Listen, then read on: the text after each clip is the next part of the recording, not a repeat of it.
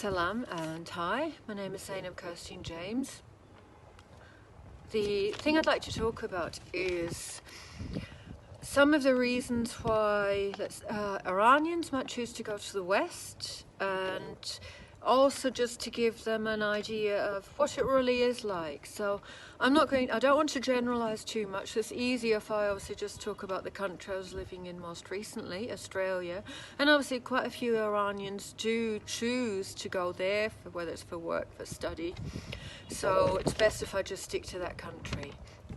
Now, so the different reasons, I'm going to go straight into the one of the reasons is maybe people think, oh, they will have a better lifestyle. Maybe they'll get a better job, higher pay, and they'll be able to get a good job too, so one with high status, which reflects their qualifications and their background. Now, there is actually data available on this, so I did have a look.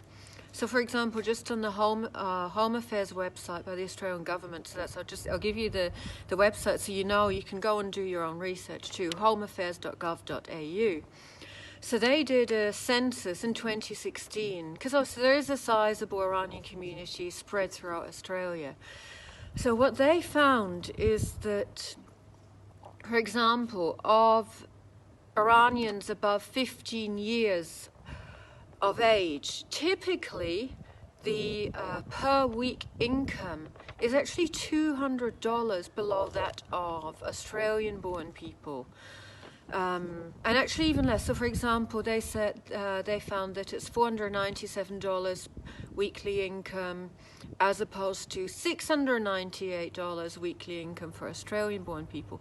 And then for other overseas born people, it's about $615 a week. So, and I'm mentioning this for a reason, because for example, obviously I have friends there too from Iran, and so I've noticed that maybe people come from Iran with very high qualifications, and they don't necessarily find a job, or certainly not immediately, that reflects their qualifications. So sadly, some people maybe in the beginning, I don't know how permanently, then must accept a much lower paid job, a lower skilled job, lower status job, such as working in a supermarket.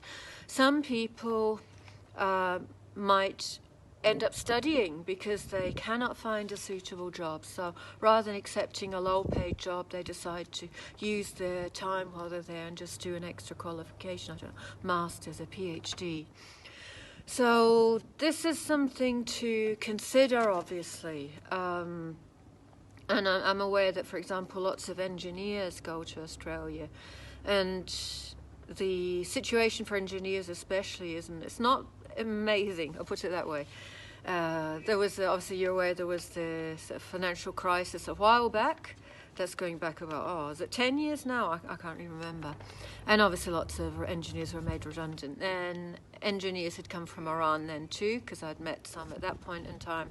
They were finding it difficult. They had been looking for a job for 1 year, 2 years. Same for Australians though.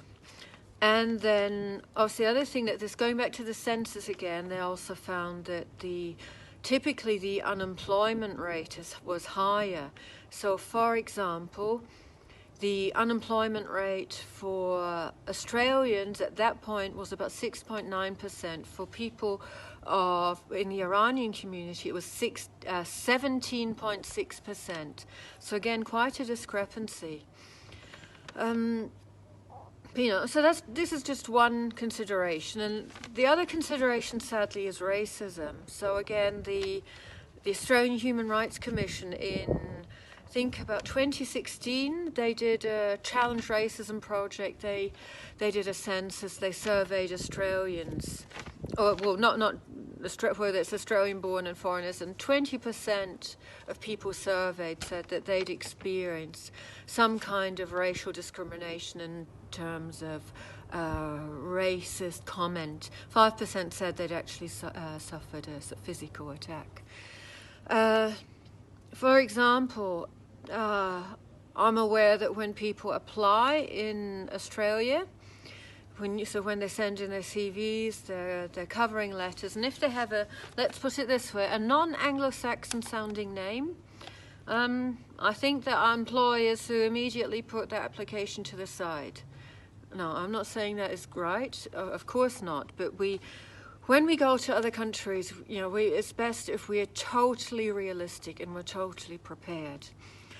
So that's just the one thing. And then for some women, maybe they think not having compulsory hijab makes it easier for them. But obviously you've got the other element. You're entering a society that's extremely competitive and obsessed with outer appearance. So people are really into their body image, having their perfect clothes, perfect body. And so it gets very obsessive. And for example, if you're trying to raise, especially teenage daughters, eating disorders, things like that, psychological disorders, are much more common in the West. And there are studies, for example, an Australian study which was looking at a Pakistani community in particular, was studying Australian community of university graduates, undergraduates. Some were Australian, non-hijab wearing, some were Pakistani, very traditional in the dress, so very good hijab wearing, and some then maybe not wearing that kind of hijab. And they did find, and this is just a typical, that women who observe hijab are less prone to these sorts of things. And obviously there's the other thing, there's just a lot more comments towards women and a lot more looking. So maybe there's not quite as much staring in the Islamic Republic of Iran because, you know, by and large people are raised not to look at non-mahram in quite the same way. In the West, we're not raised like that, so people might stare, men might stare, and you might find it very uncomfortable. So these are just a couple of pointers. I don't want to make this speech too long, so I hope that's just giving you something else to think about and be wary of. So thank you and bye.